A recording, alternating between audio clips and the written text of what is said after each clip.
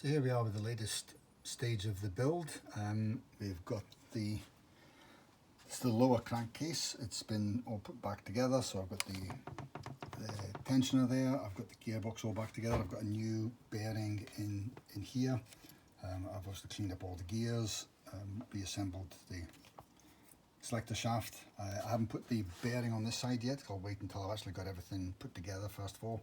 I've left these spare screws in at the side just to protect the cases, and you'll see the same probably in most of the areas here. I've left the screws in just to make sure I'm not causing any damage. On the upper crankcase, we've got the crankshaft all put back in place now. We've got the conrods. You saw how we did the bearing check on that. I've done exactly the same on a dry build on all of these bearings, and I bought new shells to suit the gaps that we've got. I'm now going to basically put it all back together just to say, we've got new bearings in here as well, new clips, and we're just ready to put it back together. But what I'll do is I'll do a quick dry build of it just to make sure it's okay, and then we'll obviously put the two halves together. And the way we do this is the upper case has to be upside down, and the lower case is then inverted on top of it. And you put it together like that, and you screw it together, and then you turn it over and do the upper bolts last. One last thing to do is I've got this shaft to put together, and I've got a new bearing in here. The bearing that arrived for this end is the wrong size, so I'm waiting for that to come in.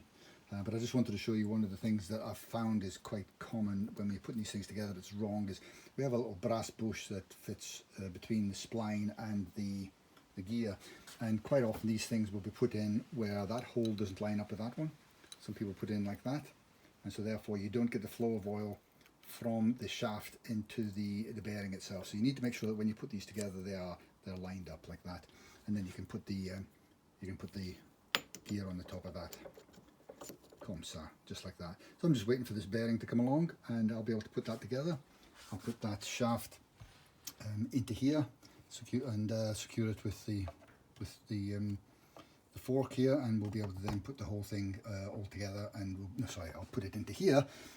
I'll put the shaft into here, and then obviously when I'm putting the cases together, I need to make sure that that fork is properly aligned with the groove on the corresponding gear to make sure it all fits together. One other thing to remember when you're putting these things together, that these dowel pins, I've got two small dowel pins here. It's best to replace them because they can quite easily get damaged when disassembling. I've got one here and one here, and I've got a large, it looks like another dowel here, but it's the oil cooler flow.